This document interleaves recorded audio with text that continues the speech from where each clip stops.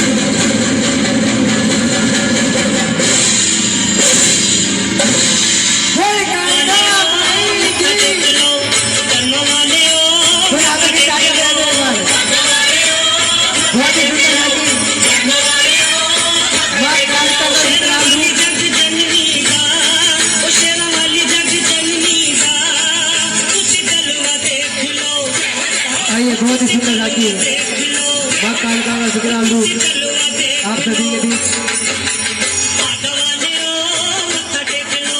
Orchestra members Mahamai के दरबार में आए।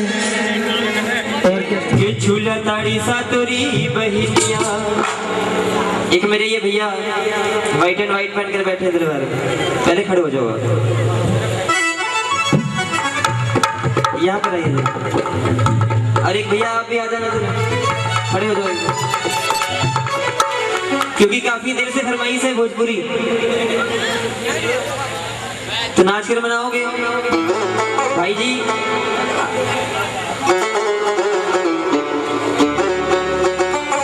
क्योंकि ये महारानी का दरबार, महारानी स्वर्ण अक्षरों से अपना रजिस्टर सजा देती है और जो भक्त व्हाइट एंड व्हाइट पहनकर नाचता है दरबार में उन्हें 1 साल में मिनिस्टर बना देती है। ये सच्चा दरबार है। और भाई साहब आपको भी नाच के मनाना है क्योंकि सूनी गोद में लाल आ जाए और नाच कर मैया को ऐसे रिझाना कि आपके सर पे लंबे लंबे बाल आ जाए। पूरे नाच के, ठीक है।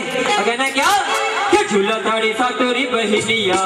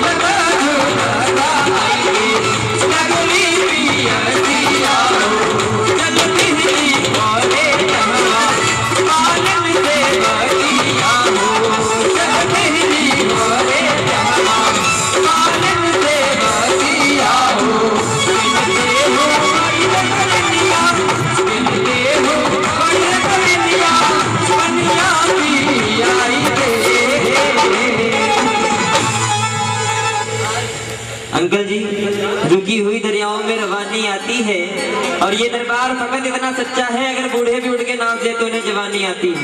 एक बार खड़े हो जाओ जरा, खड़े हो जाओ। और हमारी आंटी जी कहाँ है? आंटी जी कहाँ है? नहीं आई, कोई बात नहीं। सारे झूम के नाच के चलना दरबार हो गया ना क्या? कि मुर्गा सवारी बाटे हम भाई के चलल बाटे, हम मुर्गा सवारी बाटे भाई के चलल बाटे, पूरा सितारा बाटे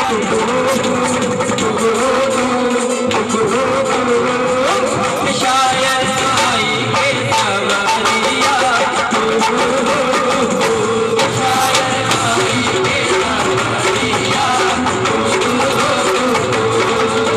मुर्गा सवारी बाटे हम भाई के चलल बाटे, मुर्गा सवारी बाटे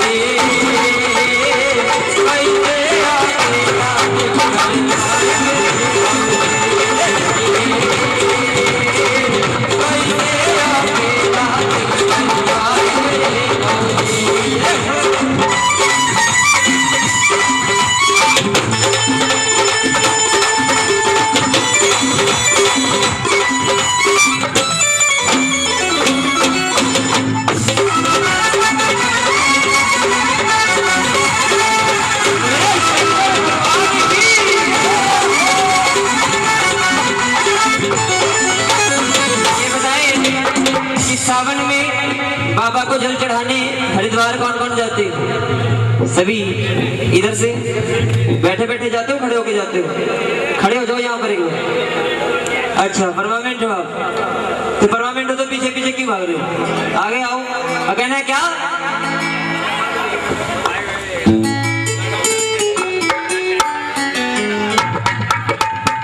कि नाही खाए खोवा मेवा नाही मिसरी मलाई, नाही खाए खोवा मेवा नाही मिसरी मलाई, नाही खाए खोवा मेवा नाही मिसरी मलाई, नहीं खाए खोवा मेवा नहीं मिसरी मलाई, पहले पानी हमको पीस के लिया रहना। हे देश की भक्ति, हे देश की भक्ति, बस मारो आगे पिया जाना। हे देश की भक्ति, बस मारो आगे पिया जाना। नहीं खाए खोवा मेवा नहीं मिसरी मलाई, नहीं खाए खोवा मेवा नहीं मिसरी मलाई, नहीं खाए खोवा मेवा नहीं मिसरी मलाई, पहले पानी हमको पीस के लिया जाना। हे देश की भक्ति, हे देश की भक्ति, बस मारो आगे पिया जाना। हे देश की भक्ति, बस मारो आगे पिया जाना।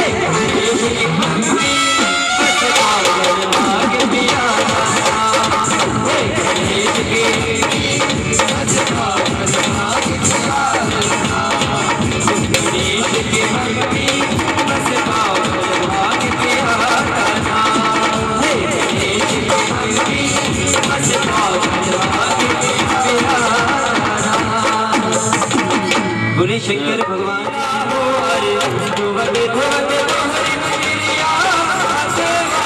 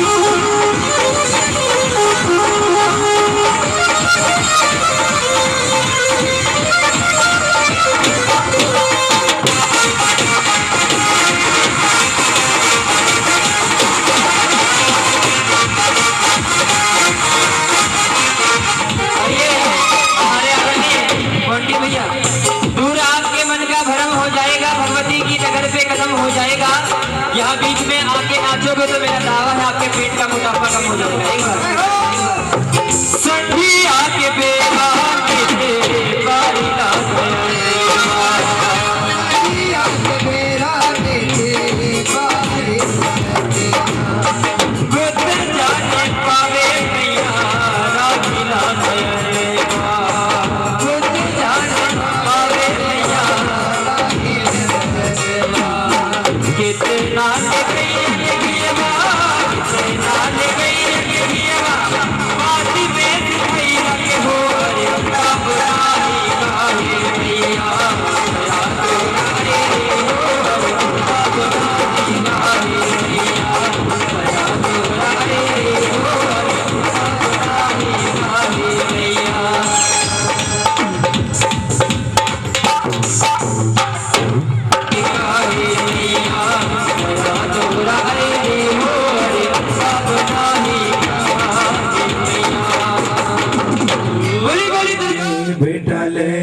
जगत दिए माए वो चूड़े वाली बाँ कट के, वो चूड़े वाली बाँ कट के, नी मेहंदी वाले हाथ कट के, नी चूड़े वाली बाँ कट के, नी मेहंदी वाले हाथ रच के।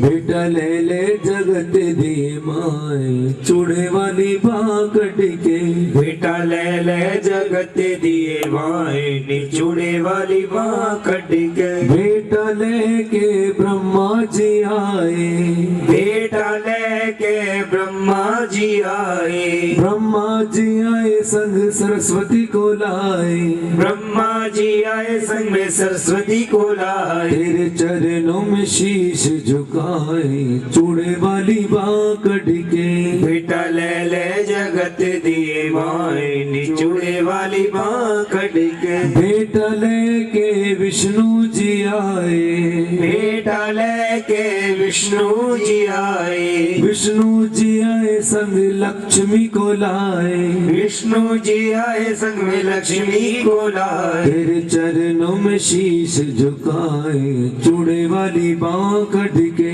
बेटा ले ले जगत दिए माए चूड़े वाली बाँ कट के। बेटा लेके शिव भोला आए, बेटा लेके शिव भोला आए, शिव भोला आए संग गौरा को लाए, शिव भोला आए संग में गौरा जी को लाए। चरणों में शीश झुकाए चूड़े वाली बाँ कट के, बेटा ले ले जगत दिए माए चूड़े वाली बाँ कट के। बेटा लेके श्री राम आए, बेटा लेके श्री राम आए, श्री राम आए संग सीता को लाए, श्री राम आए संग में सीता को लाए। तेरे चरणों में शीश झुकाए चूड़े वाली बाँ कट के, बेटा ले ले जगत दिए माए चूड़े वाली बाँ कट के।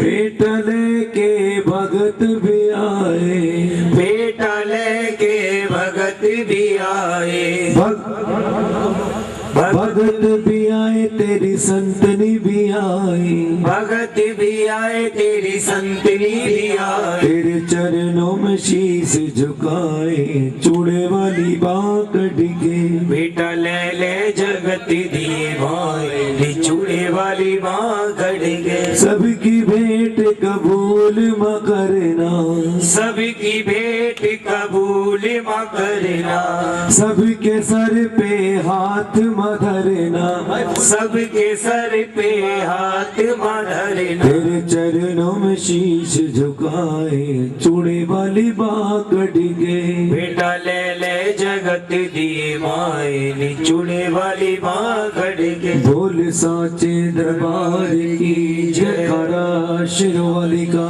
बोल साचे दरबार की जय। आइए प्यारे भक्तों वो कथा करें जिस कथा को किए बगैर जागरण संपूर्ण नहीं होता। अगर जागरण 3-4 दिन 3-4 रातों तक भी चलता रहे और उसमें तारा रानी कथा ना हो तो जागरण माँ भगवती कबूल नहीं करेगी। अगर जागरण किया है तो आधी रात के बाद कथा का होना भी जरूरी होता है।